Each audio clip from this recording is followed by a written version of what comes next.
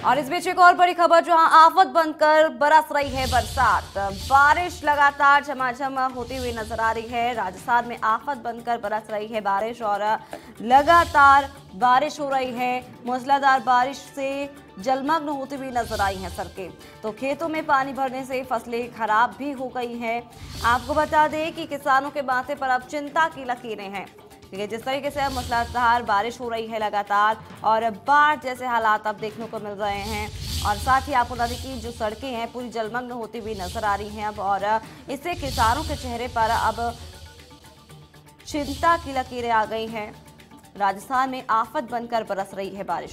तो ये कुछ तस्वीरें भी आप देख सकते हैं जहां मूसलाधार बारिश हो रही है और साथ ही साथ अब पूरी जो सड़कें हैं वो जलमग्न होती हुई नजर आ रही है। खेतों में पानी भी भर गया है, जिससे फसलें खराब हो गई हैं। तो किसानों के माथे पर अब चिंता की लकीरें भी आ गई हैं, क्योंकि कुछ फसलें इस बरसात की वजह से खराब हो गई हैं।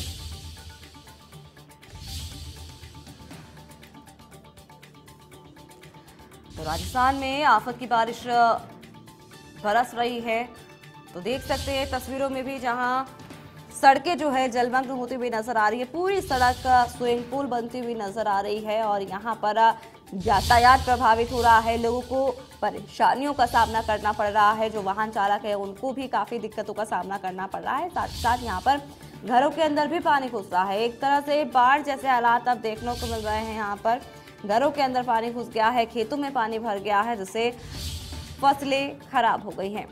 तो किसानों के माथे पर अब चिंता की लकीरें हैं। तो वहीं तमाम जानकारी के लिए हमारे संवाददाता जावेद हमारे साथ जुड़ चुके हैं लाइव, उनसे जान लेते हैं। जावेद, आपसे जानना चाहेंगे, अब लगातार राजस्थान में बरसात हो रही है। मूसलाधार बरसात ने इतना बाढ़ जैसे हालात कर दिए हैं कि लोगों के मन में अब चिंताजनक स्थिति पैदा हो गई है। वहीं अगर किसानों की बात करें तो किसानों के माथे पर भी चिंता की लकीर देखने को मिल रही है। राजस्थान के अगर हालातों की बात की जाए तो क्या कुछ देखने को मिल रहा है, विस्तार से बताएं जावेद। आवाज धीरे आ रही है एंकर की सर।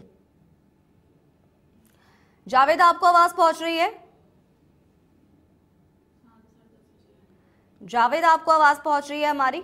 जी सोनाली, देखिए मैं बता देता हूं कि बीते 2 दिन से हेलो जी जावेद, आप बोलते रहिए। मैं आपको बता देता हूं कि बीती देर शाम से जो है बारिश थमी है, जिसके चलते जो है किसान जो है बहुत परेशान है, क्योंकि चारों ओर खेतों के अंदर पानी भर चुका है। कि शहर तो शहर, अभी खेतों का अगर अपन बात करें तो पूरे अजमेर जिले भर के जितने भी रूरल एरिया हैं, ग्रामीण क्षेत्र हैं, वहाँ खेतों में पूरी तरीके से पूरे खेत जलमग्न हुए पड़े हैं, जिसको लेकर के पूरे किसानों के माथे पे चिंता की लकीरें हैं। खेतों में जो जिन खेतों में किसानों ने बीज डाले थे वो बीज गल चुके हैं। जिन खेतों में फसलें खड़ी थी वो फसलें भी गलने के कगार पर हैं। इस वक्त हम अजमेर शहर के निकट एक गांव है मांगलियावास, जहां के खेतों के अंदर हम वहां पे खड़े हैं, जहां पूरी तरीके से खेत जलमग्न है। कैमरा पर्सन से एक बार कहेंगे कि वो हमारे दर्शकों को दिखाए कि दूर दूर तक जहां तक नजर जाती है वहां तक पूरा खेत में जो है पानी पूरी तरीके से भरा हुआ है, पूरी तरीके से जलमग्न है। बाहर पानी निकलने का कोई रास्ता भी नहीं है, किसी तरीके से कोई पानी बाहर निकाला जाए तो कुछ बीजों को या फसल को बचाया जा सके। फिलहाल जो है किसानों के जो माथे पर चिंता की लकीरें, यहाँ पे कोई प्रशासनिक अधिकारी या कोई राजनेता आके इनके पीठ भी नहीं थपथपाता है, ना कोई इनको हौसला अफजाई करता है कि किसी तरीके से कोई इनको मुआवजा मिले या किसी तरीके से इनको कोई सहायता राशि प्रदान की जाए। जी सोनाली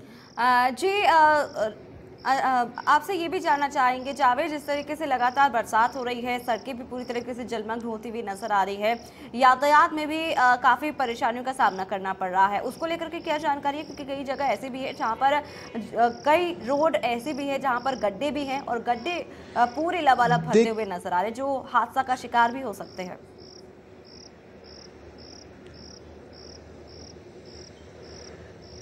देखिए सोनाली, मैं साफ तौर से बता देता हूं कि अजमेर शहर की 2 ऐतिहासिक झीलें हैं। एक आना सागर झील है और एक फाई सागर झील है। जहां फाई सागर झील में लगातार रोजाना 1 फीट पानी की आवक अभी भी जारी है। उसको लेकर के आना सागर और फाई सागर झील के लगातार पेज खोलने से सारा जो आना सागर झील का पानी है वो ग्रामीण क्षेत्रों में जाता है। और ग्रामीण क्षेत्रों का हाल इतना बुरा है कि लगभग 2 दर्जन से अधिक गाँव ऐसे हैं जहाँ के जनसंपर्क पूरी तरीके से यातायात व्यवस्था पूरी ठप हो गई है। लोग जो है आसपास के गाँवों में आना जाना लोगों लोगों का पूरी तरीके से बंद हो गया है और किसी तरीके से वो संपर्क उनका जो है पूरी तरीके से विच्छेद हो चुका है। वहीं अगर शहरों की बात की जाए तो कई शहरों के जो अंडरपास है, रेलवे अंडरपास है, उसमें पानी भरा हुआ है और आना जाने में बहुत बाधित लोग हो रहे हैं, बहुत लोगों को बाधाएं हो रही है। सड़कें टूट गई हैं, सड़कों के सीवरेज की जो सीवरेज के जो ढक्कन है वो भी हट चुके हैं पूरी तरीके से। जगह जगह खतरा मंडरा रहा है पूरी तरीके से। प्रशासनिक अधिकारियों को इस ओर ध्यान देना चाहिए।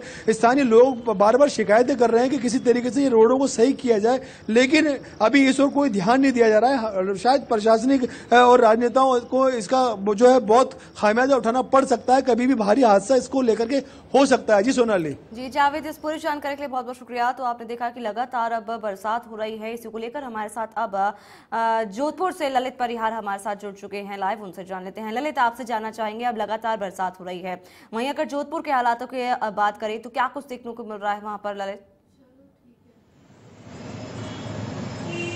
जी, आज जोधपुर में बारिश का 5वां दिन है। आज भी सूरज निकला है। कल सुबह सूरज निकला था तो जनजीवन सामान्य होने लगा था। 3 दिन तक जैसी लगातार बारिश रही वैसी बारिश कल नहीं हुई थी। कल दिन में 2-3 बार रिमझिम बारिश हुई थी, फुहारें भी चलती रही रुक रुक कर, लेकिन जैसी मूसलाधार बारिश इससे पहले 3 दिन में हुई थी वैसी बारिश कल नहीं हुई। इससे लोगों ने राहत की सांस ली।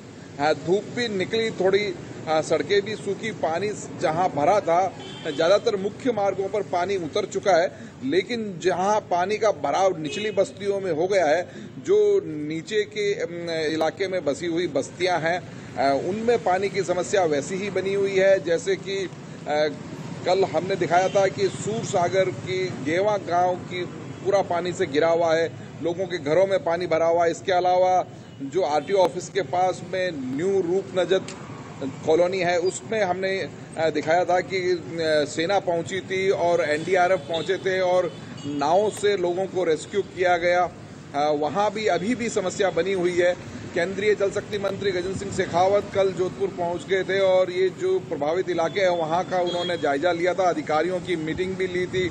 इसके बाद में जो प्रभारी मंत्री है राज्य सरकार के, जोधपुर जिले के प्रभारी मंत्री सुभाष गर्ग, वो भी पहुंच गए और रात में ही उन्होंने प्रभावित इलाकों में जाकर हालात देखे। अभी सुबह फिर वो दौरे पे हैं, प्रभावित इलाकों को वो लगातार देख रहे हैं। सड़कें टूटी हुई हैं, सड़कों में पानी भरा हुआ है, ये मुश्किल जरूर आ रही है। प्रशासन सड़कें रिपेयर तो बारिश में नहीं करवा सकते, पेचिंग का काम तो अभी नहीं हो सकता, डामर पानी ललित अभी जिस तरीके से आपने कहा है कि अभी नहीं करवा सकते हैं काम, लेकिन इससे पहले ही मौसम विभाग की तरफ से अलर्ट जारी कर दिया गया था और जिस तरीके से दावे किए जाते हैं नगर निगम की तरफ से कि सड़कें पूरी तरीके से सही है और कोई भी गड्ढे नहीं है, दावे बहुत किए जाते हैं, लेकिन अब इनकी जो पोल है वो सिर्फ बरसात में ही सामने आती है और आज पहले ही बार नहीं हो रही है बरसात, आज से पहले भी कई बार बरसात हो चुकी है और हमेशा का ये ही रहता है। तो इसको लेकर के क्या जानकारी है, क्यों अभी तक कोई सुध नहीं लेता है इसकी? सोनाली, जहां गड्ढे हैं वहां गिट्टी डलवाई जा सकती है और ये काम बखूबी हो सकता है, लेकिन इस तरफ भी प्रशासन ने कोई कदम नहीं उठाया है। जो नदी नालों की सफाई हर साल जो स्थानीय निकाय कराते हैं, जो बारिश का सीजन शुरू होने से पहले, वो भी काम पूरी तरह से तरीके से नहीं किया गया और इस कारण से कई जगहों पर समस्या आई है।